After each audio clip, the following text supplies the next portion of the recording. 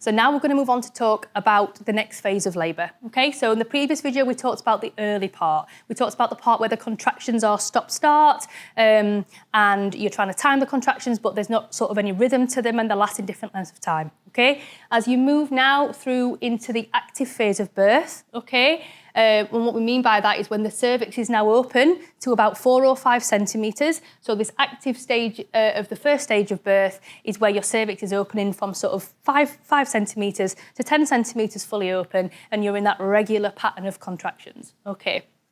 So as it says there, the contractions will become a lot more regular and last longer. So again, you can see from here, this now would be a 10-minute period of time, and the contractions as they're coming, they're consistent, okay? They're lasting about 60 seconds, with about 60 seconds rest in between. And when it's your first baby, we encourage you to stay at home until this phase has been happening for a good couple of hours, okay? And then you can we'd like you to call us up and let us know when you've moved into this active phase of birth. So from a birth partner perspective, what your birth partner might observe of you and what you might even be able to notice is that as your labour is progressing into the more active phase, that you become more withdrawn, okay? So what happens when you're moving into the active phase is your brain switches its mode. So it goes from the active thinking mode, so in that early part of labour, you're still chatting, you're still making eye contact, asking for drinks, switching channels on the TV, replying to texts, etc. But as you move into the more active phase of birth, the more primitive part of your brain kicks in and you become a lot more withdrawn, okay? So certainly when your contractions are coming on, you're a lot more focused, your eyes are closed, you're maybe even touching your belly, you're moving, you're swaying, you're certainly not chatting and carrying on the conversation that you were having before the surge came on, okay? And you become a lot more withdrawn. So sometimes it's very useful for birth partners to be aware of that, because not often it's the birth partners that will be getting a little bit anxious about wanting to get you into hospital when you start to be becoming uncomfortable, okay? So if you have an understanding about the early part and then the active part of labour, you will become more empowered to know when the right time to go into hospital will be and the right time to call for that advice.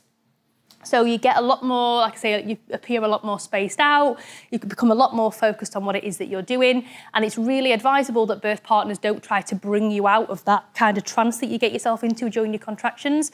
It's really important that while you're in that zone, that you're breathing really deeply, you're sending all the oxygen from your breath down to your baby to make sure that you're in sync and you're breathing and sending that oxygen down there. And that obviously afterwards, after the contractions passed, if they want to ask you a question or they want to pass you a drink, they do it between your contractions so they're not disturbing your flow. Again, coming back to the hormones and making sure that everything's in sync.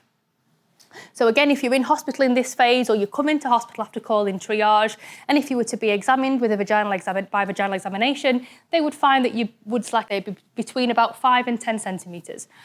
So a lot of women ask me, well, how long does it take? How long does labour take? And what I usually say is, how long is a piece of string? Okay, we don't know because it's different for every woman. Okay, so the textbooks tend to swing between half a centimetre to a centimetre per hour in your labour when you're in this advanced phase. But really there is no right or wrong way to do it. Okay, some ladies do jump sort of from 4-5 centimetres more towards the 8-9 centimetres. Some kind of seem to follow a more progressive pattern and sort of do it at the half a centimetre to centimetre an hour, okay? We will offer, as midwives, to do to perform vaginal examinations every 4 hours when you're in labour, okay? And that is to assess how the cervix is opening and to ensure that the labour is progressing. We do use other methods to assess your progress. So again, we're looking at your behaviour. We're looking at listening to some of the noises that you're making, listening to your birth partner as well, because they know you the best. So they're best to be able to judge that behaviour change in you from when you're becoming a lot more withdrawn and you're really focusing on what it is that's happening. So vaginal examinations are one of the main methods that we use, but they're not the only method, okay? There will come a point as your baby is moving lower and you'll go into a phase of what we call transition, okay? Now, this might be a new word for you, but all transition means is a change, okay? So we're going from the cervix opening and the body opening up to allow the baby to pass down to the baby actually now touching down onto the pelvic floor and coming down through the cervix, okay? So what happens, baby's head gets lower, and it touches down onto your pelvic floor. So your pelvic floor is a big band of muscle, big sling of muscle that you have down here in the middle of your pelvis. And it's responsible for keeping your baby and your organs up and giving you control of your back passage and where you wee from, your urethra, okay? So what happens as baby starts to touch down now onto the pelvic floor is it causes the baby to do something called flexion, which basically is a fancy word for saying that the baby tucks its chin in, okay, to make sure that the smallest diameter, the smallest part of baby's head is the part that's coming down through the cervix first, okay? So I don't know if you're aware of this, but the baby's head actually gets smaller when you're giving birth, and that can be quite reassuring to understand. Okay, so the baby presses gently down onto the pelvic floor through the force of the contractions, the gentle force of the contractions. The head flexes and the baby's head starts to rotate, okay? So it can start to come down through the pelvis. But for the baby, that's quite an unusual feeling that's never happened before. If you can imagine someone touching onto your head and manually turning your head for the first time, that would be quite unnerving, okay? So what happens is the baby starts to release a bit of his own adrenaline, okay? So the adrenaline surge comes from the baby, comes down the cord and into the placenta that's attached to you, okay? And then the adrenaline from the baby goes into your bloodstream and your body then starts to pick up on some of this adrenaline that's circulating and your body starts to think, okay, is there a threat here? I'm feeling a little bit anxious and all the side effects that you get when you've had an adrenaline rush. So you feel a bit sweaty, your heart's racing, you feel a bit sick.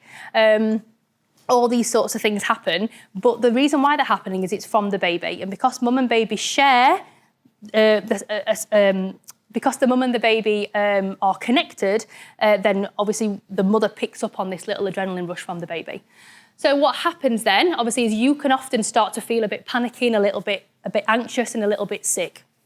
And we know from the earlier video about the early part of labour is if you have a surge of adrenaline, that can knock your contractions off. It reduces the amount of oxytocin that's circulating and often there'll be a bit of a lull, okay?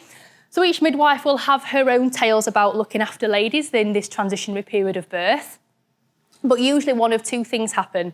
Often, if the adrenaline surge is enough, if the adrenaline rush is enough and the oxytocin releases, it can knock all the contractions off altogether.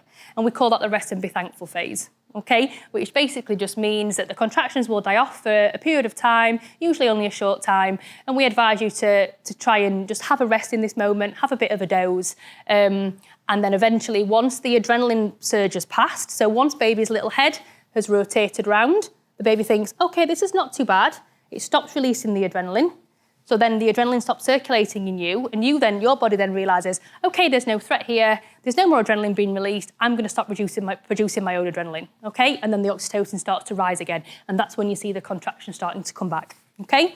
So that's what can happen from a physiological perspective, so on the inside what's happening, but some women, as a result of that surge of adrenaline, start to get quite panicky. And that's what you see sometimes on the television when you see it on maybe like One Born Every Minute or on the soaps.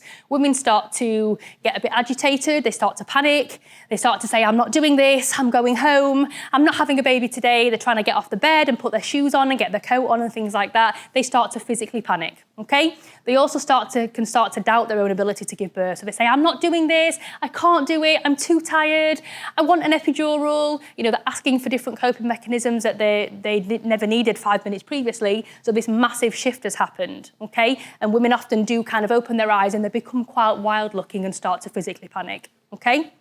And it's all because of the smaller release of adrenaline from baby. So from a birth partner perspective, it's really important that the birth partner is aware of this, okay? And that the pregnant person and the woman is also aware of it as well. Because if you know that the panicky feeling that you're getting and the doubting and all the things that wasn't happening a few minutes ago is a short-lasting thing, and it's only as a result of this surge from baby that's happened and that will pass and that you are closer than you've ever been before to meeting your baby, you can use that knowledge to help get you through, okay? So birth partners reassuring you, midwives will reassure you as well. You know, you are doing it, you're doing amazing, you're nearly there, it's just this transition phase, it'll be over soon, and then you'll be starting to feel some pressure that you want to push, okay? So the best advice really would be just to go with it, okay? Once the baby starts to come down through the cervix, you may notice that the baby has got soft spots on its head, and the soft spots are there to allow the bones of baby's head to gently overlap so the baby can start to come down through the birth canal. And that'll be covered in the next video about the push-in phase or the second stage of birth.